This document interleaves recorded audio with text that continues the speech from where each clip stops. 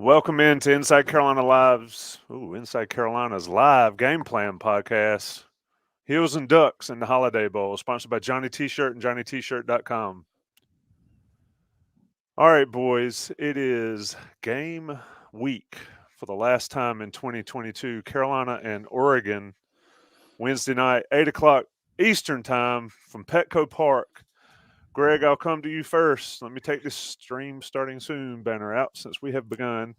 Um, I feel like this is a big football game for North Carolina football. I know what bowl games are seen as, but this one just feels to me a little different for North Carolina and for the program. What do you think? Yeah, I agree with you. First of all, we're in this new era of transfer portal bowl games. We know that the college football playoff is going to be expanding relatively soon, and then with all the chaos with the portal, the teams that take the field on Wednesday night are going to be a little bit different than what we saw during the regular season, both because of player attrition and coach attrition. Both of these teams are going to be lacking their offensive coordinators. So that's something that everybody's going to have to adjust to, and it's going to be a strange component. On top of that, to your point, this really is an important game for the Tar Heels. North Carolina, after that losing season last year, in which they lost 3 straight games to FBS opponents to close the year, really kind of stumbled into the offseason after a really good 2020 season in which they got to the Orange Bowl. And they really bounced back this year. Drake May had a large part to do with that, of course. But jumping out to a 9-1 record, they were in the college football playoff, more of a dark horse than anything. But they were in the conversation, which is where everybody would love this program to be annually. And then things just kind of fell off the wheels. The defense continued to struggle. The offense really just kind of hit a bump in the road when they started playing a little bit better defensive opponents. And so you have this really bad streak to close out the year where you're 21-point favorite to Georgia Tech, you're up 17-0, you somehow lose that game at home. That should never happen. The NC State game, they shouldn't have lost that game. And then they really got embarrassed in the ACC championship game against Clemson. So really a tough stretch here. And if you're able to come into this Holiday Bowl and beat Oregon, who, while they do have a ton of defections and lost a lot on the defensive side of the ball, which we can get into, that's still a formidable opponent. That's still a legitimate, top 10 type team. And you can really allow yourself to feel good about how the season went. You would get to 10 wins for the first time since 2015, and only the second time since Mack Brown was here the first time. And you could really go into the offseason with a lot of momentum that you had previously lost, and it really kind of guarantees you that you're going to be a top 25 team entering next season. If you lose this game, then you're talking about, okay, well, Carolina has lost 4 games in a row coming out of a pretty good start to the season. They got Drake May coming back, but there's a lot of question marks at other spots on the team. What is Mack Brown going to do this offseason to really address some of those issues? And that becomes more of the talking point instead of, okay, it wasn't exactly great. I mean, they got to 10 wins, which is fantastic, but it's really a step stone type season where they can really aim higher in 2023. So even though it's such a unique dynamic with so many different players out, coaches being out, this really is a very important game for this program. And it's one that if they can win, they can erase some of the grief and criticism that's kind of encircled them last month of the season. Jason, bring you in here. We've been on this team all year and sort of calling out or pointing out some of the deficiencies and some of the issues that have reared its head in the last in the last month or so. I guess November 19th was Georgia Tech game. And now going into this game, there's still a chance at some sort of redemption over the last month. Where are you on this bowl game and the importance for the program? Well, it's must win, right? They all are to me. You only play 13 or 14 a year. They're all must wins. Yeah. I really can't add much to what Greg just said. I mean, it basically is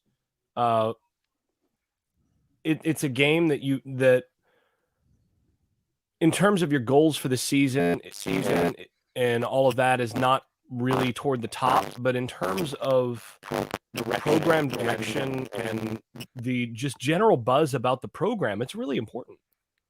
Let's back this up. Let's think about this year. Which team was picked to win the ACC Coastal by about half the media? Miami. Okay. And which team was picked to win the ACC Atlantic by about half the media? Clemson. And who is the other half? Was it NC State? NC Yeah. State. Yeah. So here's the thing. Why on those two programs? Well, one had the coaching change. So they in Miami wins the offseason every year. They're 20-time defending offseason champions, right? That's what they do. And they try. I mean, you could see this year they mailed it in the last couple games. It looked like they were just trying to get to the offseason where they're more comfortable instead of having a bowl game. They want to get to the offseason where they can win their title. So they're going to always have that, buzz going into the season. But NC State, why did anybody think that this NC State team was going to be the team to beat in the ACC Atlantic? Heisman Trophy potential winner and hype from the very end of the season before. Who was the potential Heisman Trophy winner? Devin Leary. Really? Kentucky starting quarterback. Yeah. Yeah. But I mean, really, it boils. I'm just telling you why they were hyped up. They were hyped up because of a miracle at the end of the season last That's year. why they were hyped up, is because they won their last game. And they beat a good North Carolina team in their last game. Now, I said this at the beginning of the season. If they had lost that game, which by all rights they really should have, if Carolina hadn't, had bowel problems in the bed.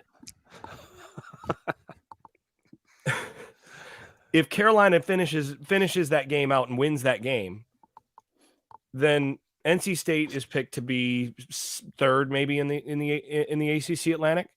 But because they won that game, and then you remember they were going to play a bowl game, and then their opponent pulled out.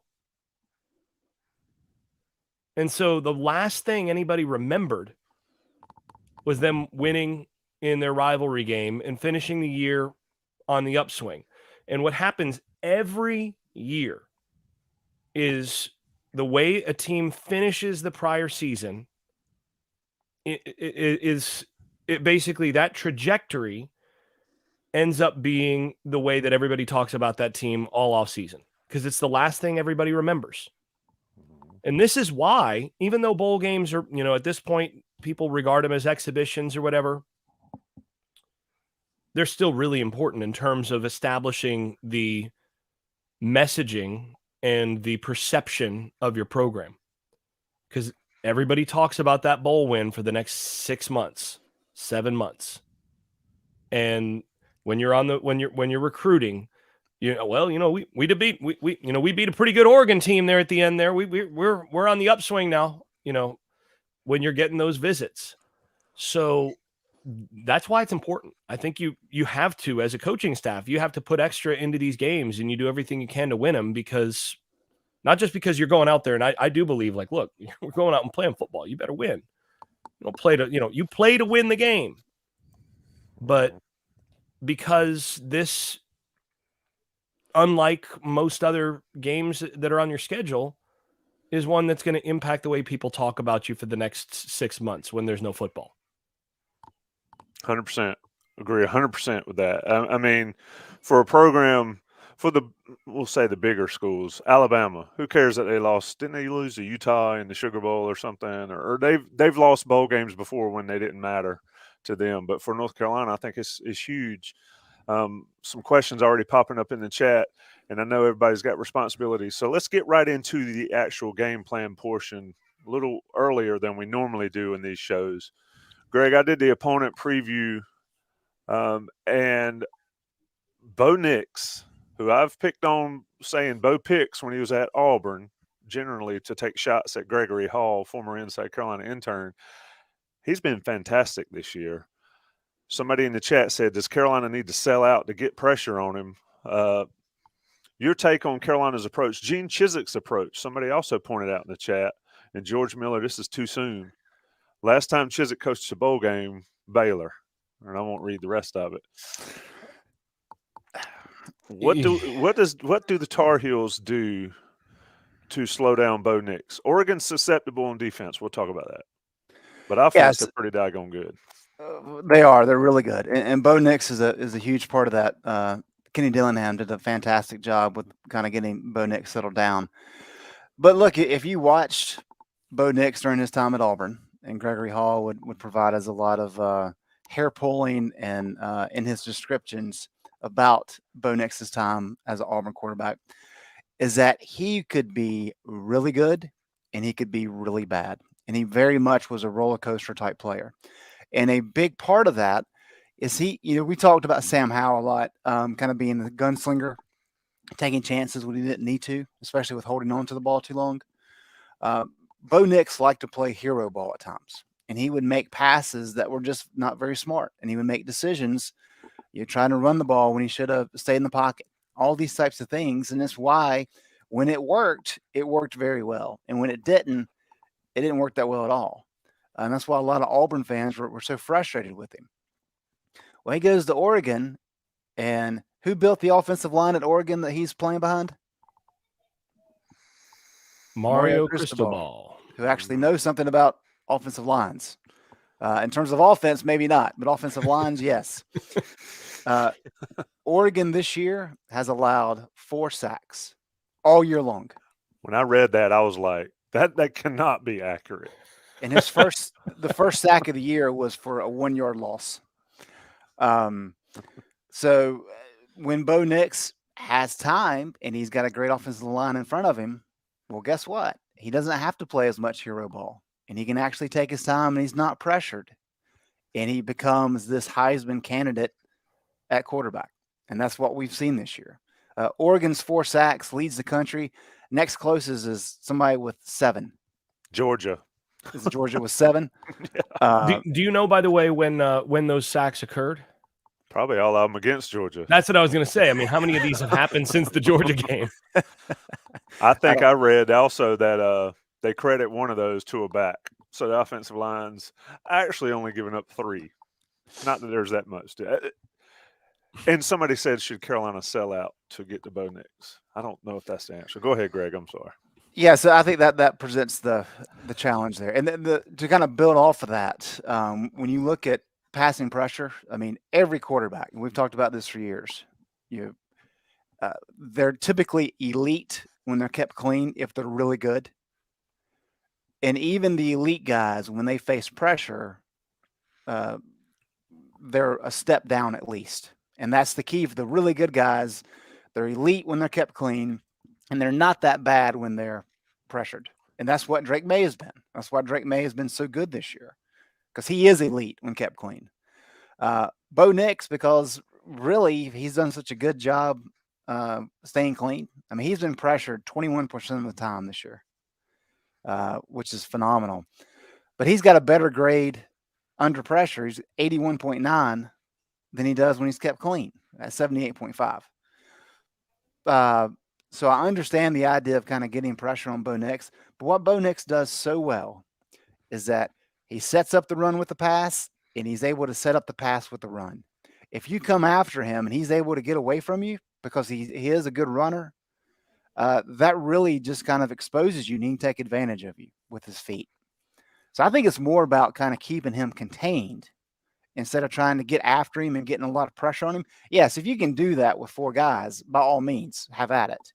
But I don't think this is a situation where you're sending a lot of extra guys, because if he makes a play, he's got one-on-one coverage down the field, or he's able to break free, and now he's running for a lot of yards. I think that's really backbreaking for what North Carolina wants to do defensively. So I think this game, more than probably most others, is you have to try to make Oregon make mistakes, which they have not done. I think they're like number 2 in the country in first downs. So it's not really a good matchup. This is by far the best offense that Carolina has faced this year. And so I'm anxious to hear what Jason has on his plate in terms of what this defense can do I think at this point we're talking about trying to trip up Oregon offensively, not stopping them. I think that's kind of where we're expecting this game plan to go. For Jason, before you get into it, for clarity, Georgia did not sack Bo Nix in that game. Wow. So, yeah, interesting. Didn't need to, of course. No, and they still won 49-3 without a sack. Yeah, That's and before I hand it over to Jason, in terms of talk about Bo Nix playing hero ball, this is one of the things that pops out. Talking about how he takes chances he doesn't need to. He's got 8 turnover-worthy plays this year. All of them came when he was kept clean. I think that speaks volumes about his tendency to want to make something happen even when he doesn't need to. Go ahead, Jason. Oregon also beat Utah, who beat Southern Cal twice, and also they lost to Washington when Penix went nuts in one of their losses. Jason, what does Gene Chizik and his defensive staff draw up to defend Oregon? The offensive line is elite. So how does Carolina manage? It could be strength on strength, lack of sacks versus lack of sacks. So what do they do? And I say that in jest, but I mean, it's really been that. I mean, what does Chizik do Wednesday night or Wednesday afternoon, late Wednesday afternoon in San Diego? Well, I think a couple things need to be brought in here in terms of it's not just that their offensive line is elite. It's not just that they're really good on in terms of personnel and all of that up front, which they are. A lot of this also has to do with how they scheme. And Dillingham's a guy I'm actually really familiar with. Now, he's not going to be calling the plays there because he just took the head coaching job at Arizona State. But of course, Dillingham went to Oregon from Florida State, where he was the offensive coordinator under Mike Norvell the last couple of years before this year. And he had coached under Norvell at Memphis as well. And that's the reason that's relevant is they're out at Oregon. They are running Mike Norvell's offense, essentially. The Dillingham, fork off of Norvell's offense. And what that means is it starts at the running game. And it also means that they're going to do a lot to protect the quarterback just schematically and make it so that you're just not going to get a lot of opportunities for sacks. So that's part of it, is just schematically, if you're rushing the passer against this team, if that's your priority, you're just going to get run all over because they're going to take advantage of you getting upfield, trying to get after the quarterback, and they're going to get the ball out of the quarterback's hands, and they're going to attack you in the seams and all of this really quickly, and you're going to wind up, getting carved up pretty good. What you have to do against this type of offense, against essentially Norvell's offense and against, Dillingham's offense, against what they're running at Oregon, is you've got to stop the run. You've got to limit the run first and foremost. And if you look at their rush statistics on the season, they're averaging 5.45 yards per carry. That's healthy, right? That's pretty good. And they're doing that, by the way, without what I would call elite backs. They've got good, okay backs, but they don't. They're not getting hit in the backfield a whole lot because they scheme it really well. And they use the quarterback in the running game really well. If you sell out to stop the running back, and all of a sudden you're going to have Nix running on you. And they just do a really good job of forcing you to defend every gap. And they'll go to wherever you're not, wherever your weakness is up front, wherever you're misaligned or whatever. And they're going to give you a lot of different formational stuff up front to cause problems for you in terms of being misaligned. And then they're going to run the football. And if you look at the games that they struggled, it's not the games that Nix had, that there's more pressure on Nix or that, he was just missing targets or whatever. It's the games where they couldn't run the football as well. They lost to Oregon State in that last game. Oregon State, by the way, beat them with 6 completions. Oregon State only threw the football 13 times and only completed 6 passes and beat them because they won the line of scrimmage on both sides of the ball. And Oregon only averaged 3.4 yards per carry in that game. And that's why they didn't ultimately put up as much as you would expect on offense. They still scored 34 points, by the way. but 3.4 yards per carry against Oregon State in a loss. They beat Utah, averaging 2.36 yards per carry. But Utah, again, that was a 3-point game. You go down the list of the games that they really struggled in, and it's teams that found ways to keep them a little bit one-dimensional, and also found ways to make sure that they didn't beat them over the top. So in that sense, this kind of plays to what Chizik and Carolina have been trying to do, which is don't let teams beat you over the top and then try to stop the run. And I think that really has to be the recipe here. You have to try to find ways to limit the run game and to make sure that you don't give up big plays in the passing game. Make them beat you with a lot of possession passing to the outside, doing all that stuff. Protect your seams, protect over the top, and do everything you can to win and get a tackle for loss here or a tackle for no gain there to try to get them behind the sticks, because they're going to play ahead of the sticks in their offense. That's what they do. And if you let them do that, it's going to be really tough. And Carolina already played an offense that does this, right? This is the same offense that Kevin Johns is running at Duke, essentially. So essentially your plan for what you did against Duke is what you have to do here. You're just doing it against a much better set of talent. Yep, and Greg, Carolina's had some success stopping the run. I mean, they stopped Clemson from running. They stopped NC State from running. They didn't really stop Duke from running, and it turned into a Drake May show. But is this a doable thing for Carolina here, Greg? I don't want to poo-poo it totally, because obviously we'll talk about the offense, and the Holiday Bowls are known for being ridiculous shootouts. But to Jason's point, what needs to happen for Carolina to get this done on this defensive side? I mean, is it the front four again that we've talked about so much? Is it the back end doing their job? Where are we?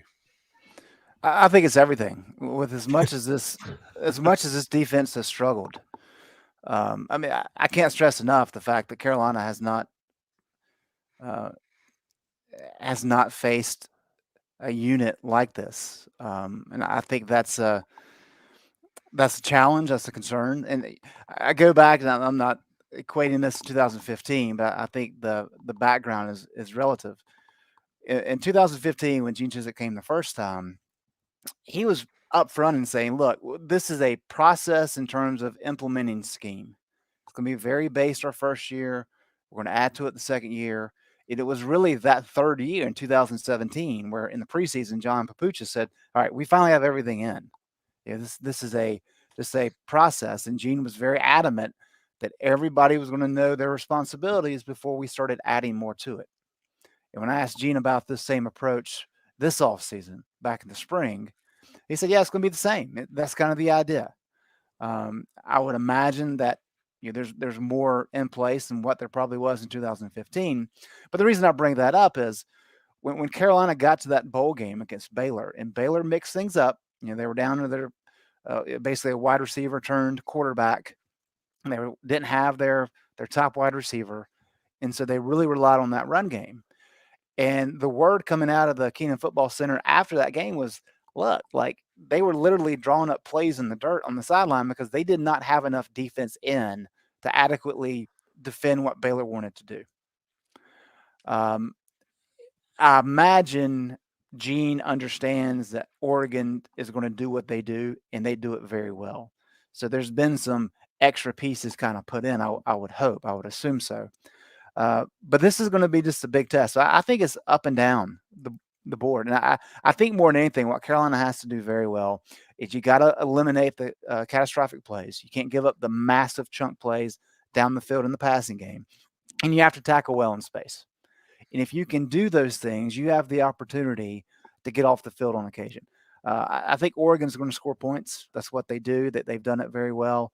I think they're one of 4 teams to score 40 or more points in 8 games this year. So this is an elite offense. And so it really is more about you try to trip them up, try to get a turnover or 2 if you can, make them punt. If you can do that a number of times, then you're going to put the ball in Drake May's hands and then really let the offense try to go win this thing. If they can force 3 punts in this game, they're doing pretty well given this matchup. I mean, we got to have realistic expectations given what we've seen from Carolina's defense and from what we've seen from this this Oregon offense. If Oregon punts even twice in this game, Carolina's defense has, that might be more than expectation. I mean, 3 would be, I think if you force 3 punts in this game, you're really happy with yourselves. Jason, if Carolina, somebody, Garrett Chapman in chat said, might be like the App State game. Absolutely could be. Who is give me 1 or 2 players on Carolina's defense that, if they've done what you say they've done, they played well and they played exceptional. Drake May. No, we're on defense. I know. I'm just saying the best defense for Carolina in this one is going to be a good offense. Give me a defensive player.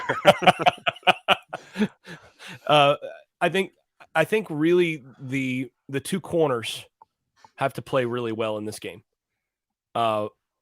You're going out there without Grimes and without Duck, and really, I mean, just in general, the corners and the defensive backfield as a whole, they've got to play well, because one of the other things that this offense, that what Dillingham put in place out there, they're going to do, they're going to put a lot of pressure on you vertically to force you to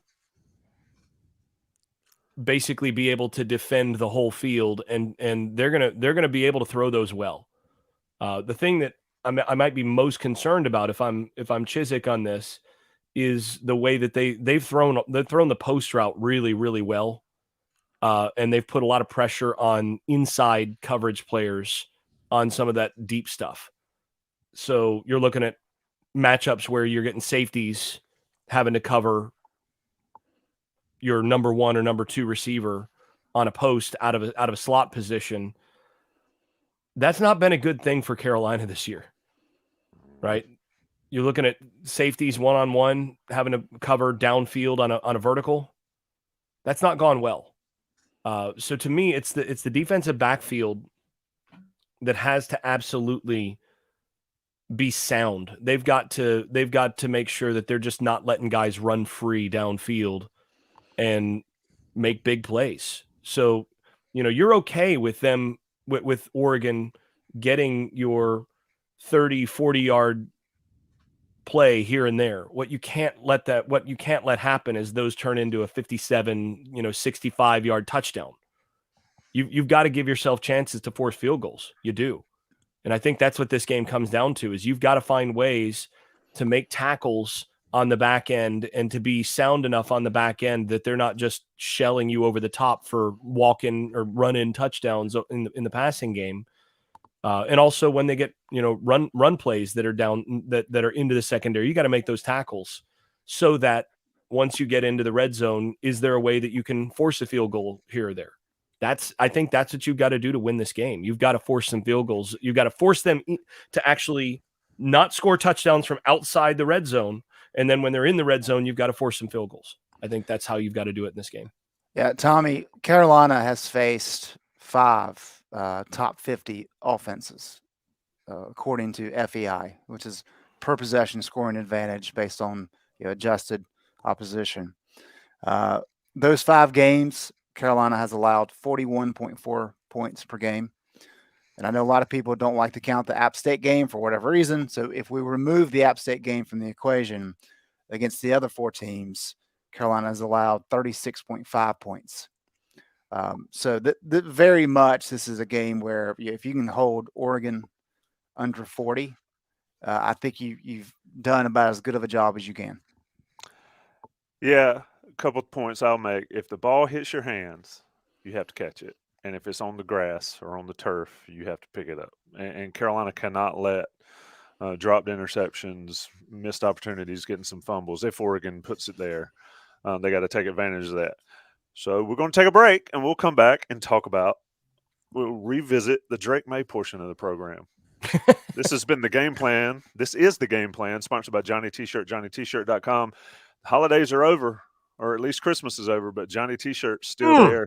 Still needs your support. Still needs you to take advantage of the 10% off as a premium Inside Carolina subscriber. And it's a great time to get it. I mean, recruiting is heating up on basketball side, on football side. You get all of the breakdowns, everything you need from Inside Carolina Premium.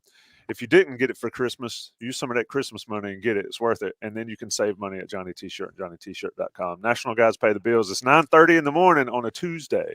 Shout out to the 160 plus folks that are joining us live. We'll be right back. All right, boys. I said it before. This is the game plan. This is Johnny T-shirt and JohnnyT-shirt.com. That's Greg and Jason. And now to the Drake May portion of the program. Jason, go ahead. I think this is I think with Oregon's opt-outs and guys going pro, I think Drake May has an opportunity here to sort of reassert himself on the national scene after falling off the last 3 weeks. What saith you? I mean, they're going to have every opportunity to do it. I mean, this has not been a good Oregon defense on the year.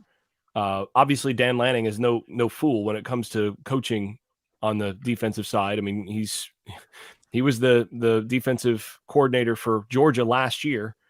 And contrary to what you might think, I mean, that's Kirby's defense. Yeah, that's Kirby's defense, but Lanning ran it. And, he knows what he's doing. So you're going to be facing a defense that runs basically Georgia's defensive scheme. That's what they run. So same basic defensive stuff that you saw from Bateman for the most part on the back end as well. You're going to get your standard quarters stuff with some Ripley's thrown in there. They'll rotate to single safety and do some of that. A lot of pattern matching. They're trying to make it so that nothing's easy. Problem is they just don't have Georgia's personnel. And so, and it turns out a lot of teams don't. So, that it gets hard to do that if you don't have players up front who are able to cause havoc in the run game. And a couple of their best players there are opt-outs. Their best corner, their best DB is an opt-out. So now you're playing with even less talent than what you had before. And this is a defense that's given up a lot of stuff over the top. It's given up a lot of stuff in the running game. You go through their game or their game log, and the place where they've given up a bunch.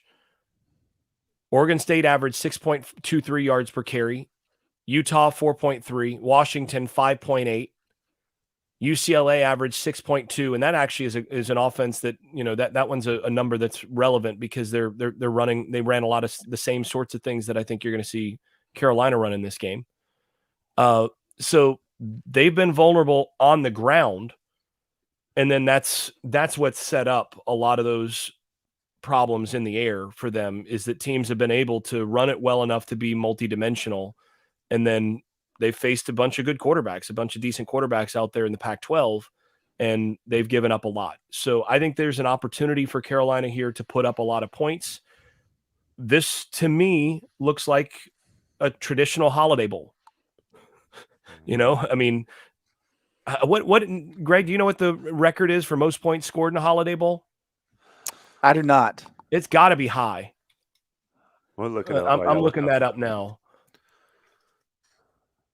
So is this, while you're looking up that, Jason, is this a game that Drake needs to go to work, at a high level, or does Carolina need to run the football? Which is the more important side of the equation for Carolina on offense?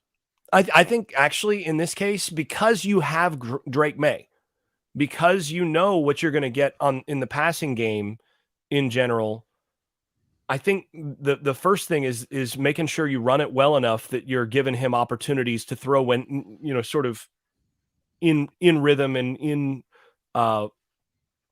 that when he's comfortable. I don't think this is a situation where you just drop back and throw it 70 times, because they do have the ability to get some pressure on you. I think you need to be balanced enough. And because they've given up a lot of rushing yards on the season, you've got some chances. So by the way, I looked it up, 91 points. Yep. 46-45 BYU over SMU in 1980. There's a real good chance that's going to be threatened in this Holiday Bowl, I think. So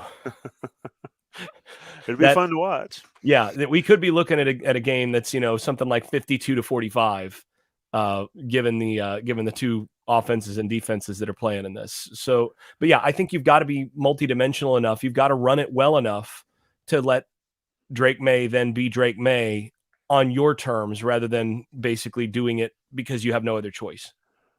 That's a great point there, Greg. What you got? I mean, I was looking at the Holiday Bowl games too. Texas. Mac probably remembers this one. Texas 52, Arizona State 34 back in 2007. You got USC 45, Nebraska 42 and 14. Yeah, I see a traditional Holiday Bowl here, Greg. Oh yeah, Greg. Carolina's offense versus that Oregon defense. And I think folks need to recognize what Jason talked about. Gonzalez, Johnson, and Sewell out for Oregon, and those guys were studs for them all year. And Justin Flo also, they're all-world linebacker in the transfer portal. Yep. Yeah, he didn't play much at all this year. Gonzalez, he led the team in interceptions with 4. DJ Johnson led the team in sacks with 6. And I think you have to kind of flip that and look at Carolina and say, Carolina's best defender and Cedric Gray decided to come back. So Carolina won the opt-out portion of the ball game. I mean, Josh Downs is a big loss for sure, but you also have the situation where I think Oregon's over 20 guys now that they have lost either to the draft or to the portal. Carolina's not quite at that level, so it is going to look quite different. I think the key is for North Carolina to be able, and I think Jason's right on point here, but is to be able to run the ball somewhat effectively. And I know we've harped a lot on some of the struggles in the red zone.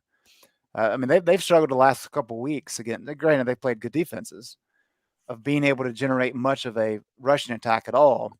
And that's allowed teams to really get after Drake. And as I mentioned with Bo Nix earlier, Bo was really even in terms of when he's kept clean versus under pressure. Drake is not. I mean, if you look at Drake's numbers, he had a 94 grade when kept clean this year, which is elite of the elite. And then that plummets to 65 when he's under pressure. And he's a redshirt freshman. None of that's surprising. But when you're talking about, I think 38 sacks, sacked 38 times. That's not very good. And so I think if North Carolina can establish a run game and have success to where Lonnie Galloway is able to use both the run game and the pass game, then they're going to be able to score quite a bit. And I think Oregon, if they're able to slow down the run whatsoever and get some pressure after Drake, that's when things can kind of go sideways for North Carolina. One thing I kind of want to get into, and this is a little bit off tangent, Tommy, but a lot of people have just been looking at the raw numbers between Oregon's defense and Carolina's defense. North Carolina, in terms of the raw numbers, Carolina's 105 nationally in points allowed at 31. Oregon's at 76 nationally, giving up 27.4. This is where the advanced metrics tell us a little bit different story. In terms of FEI, this is wild. Oregon has played the number 2 offense in the country in USC, the number 4 offense in the country in Georgia, the number 5 offense in the country in Washington, the number 7 offense in the country in UCLA, and the number 15 offense in the country in Utah. The best offense that Carolina's faced is Wake at number 18. The worst offense that Oregon's defense has faced was number 89 Stanford. Carolina has played 5 ACC teams ranked worse than Stanford this year. So when we talk about kind of how bad this defense has been, this defense has greatly benefited by playing really bad offenses, and the numbers are still what they are. So is Oregon a great defense? No, not whatsoever. But it is a step up from what Carolina has been all year. Now, when you take away Gonzalez and Sewell and Johnson, maybe we're leveling the playing field here. But I think fans need to understand that when you go into this game, it's not like Carolina is going to be facing its own defense on the other side of the ball. Oregon has had more success just because they've played so many really good offenses. It doesn't really show up in some of the stats. So Oregon's played 5 top 15 offenses. Carolina's highest defense or offense they faced was 18th. And Carolina has faced 5 offenses worse than the worst offense that Oregon's faced. Correct. You're not giving us the rosy feelings here, Greg.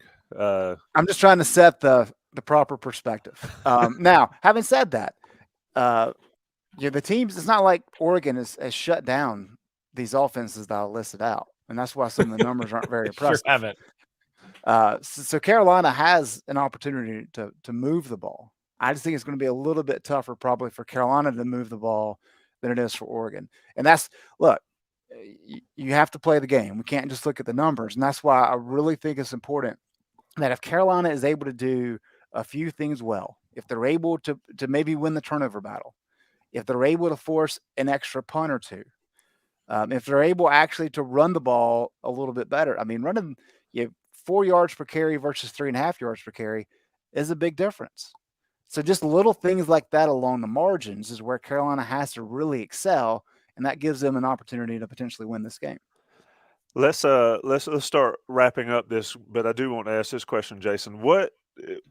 Both teams don't have offensive coordinator in place, at least calling plays. So Lonnie Galloway will call him for North Carolina.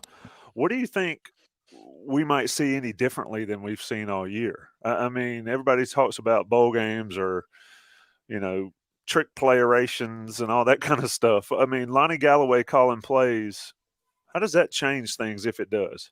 I don't know that it really does that much. I mean, the thing is, you're still running the same offense that your prior coordinator installed. You don't install a whole new offense in that situation. You're still running the same set of plays, the same stuff that you've had installed all year.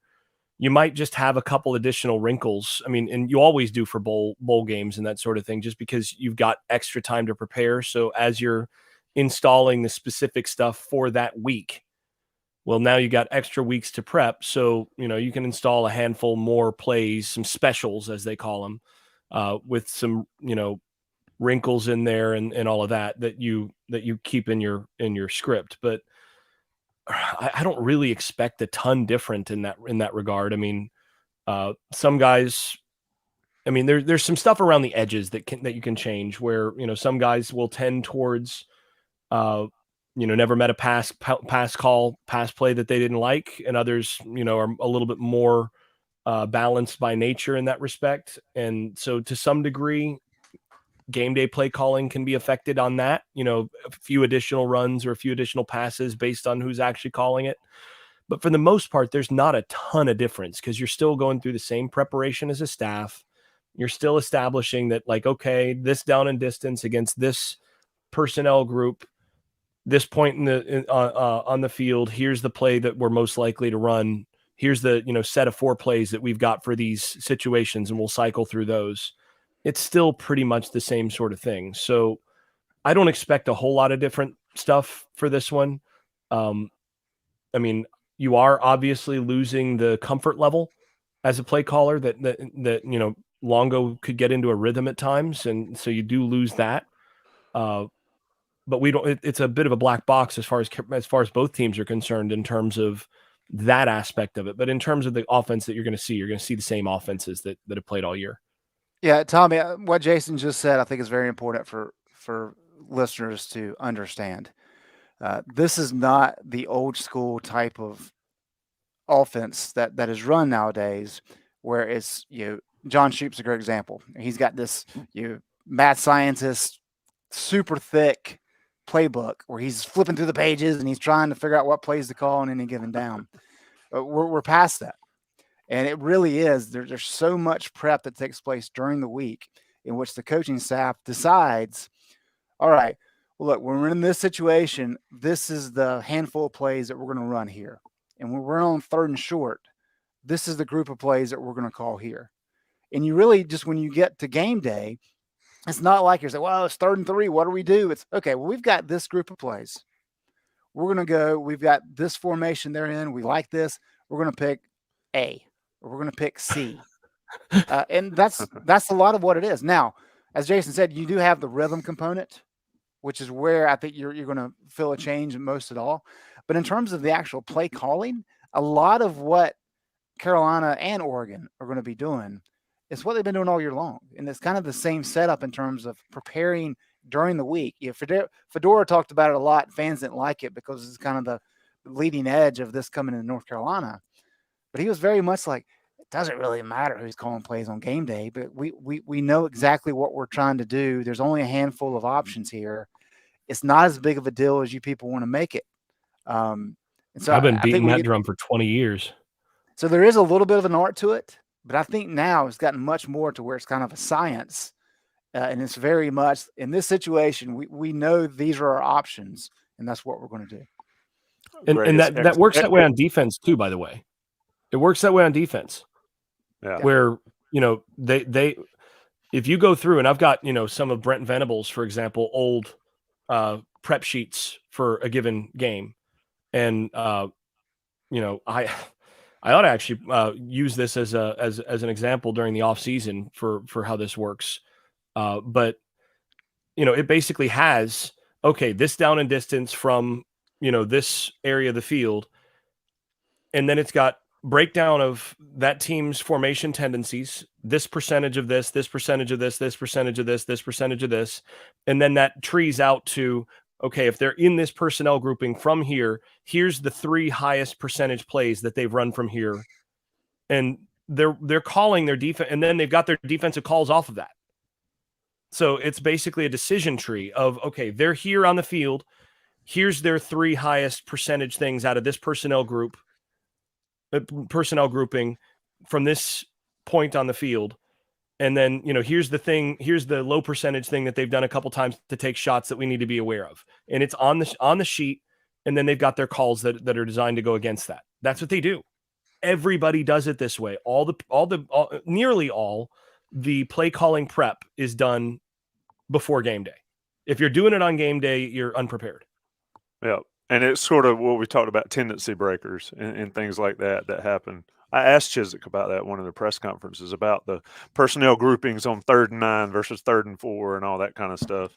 And he sort of talked about what you said. We know what they like to do, and we prep for it, and we counter with it. All right.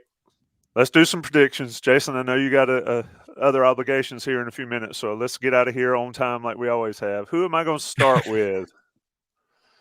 I feel like I need to start with Greg. Predictions, Greg. What happens and how's it end up?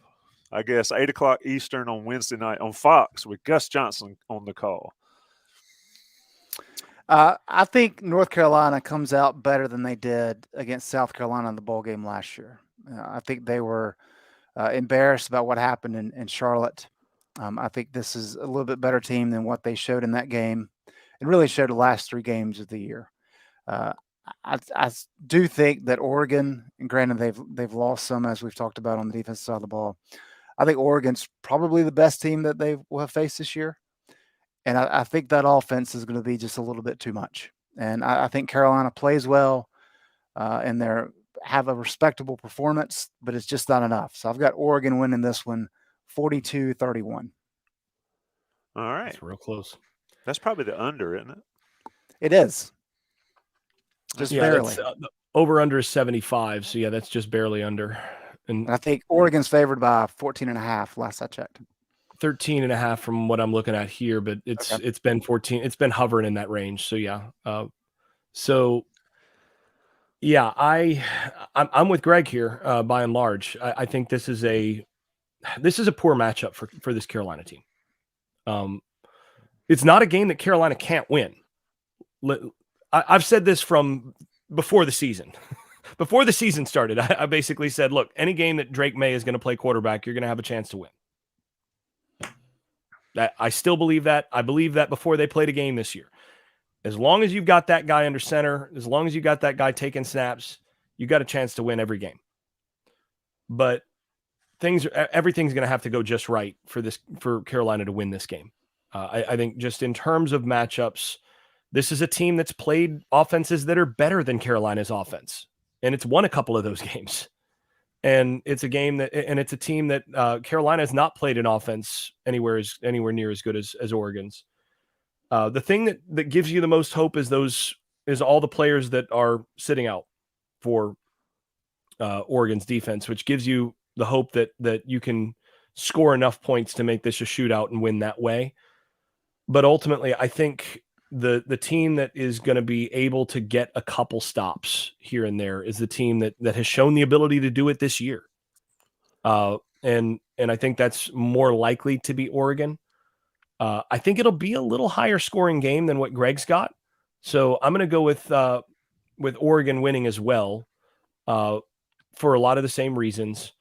Go with Oregon, say 40, Oregon 52, North Carolina 41. Wow, that's a big one. I got That'd be fun. 48-44. I got 48-44. Whoever's got the ball last. I don't know who'll have the ball last, and I suck at predictions, so I'm not going to make one other than that. I think it'll be a fun game to watch. It is one, like I said to open the show, I think it's very important for North Carolina football to sort of turn the tide going into 2023 because of what you said, Jason. Nobody remembers what happened in October and November during the offseason. They all remember the very end of the season, and Carolina needs some positivity going into that. Guys, it's been fun. This is our 15th, 14th game plan podcast this year. Somebody asked, would we do a postmortem on the season? Sure, at some point we will digest everything and get back together and discuss it. Jason and I, along with Buck Sanders, will be with you Thursday morning, same time, 9 a.m., to do the day after. Greg Barnes and I, at some point, will do a next level, probably next week. Wednesday games are mess with the schedule a little bit. But, guys, it's always been a pleasure. Johnny T-Shirt, certainly our sponsors. Hope everybody's had safe and warm holidays. Greg, safe travels. Jason, we'll talk soon, my friend.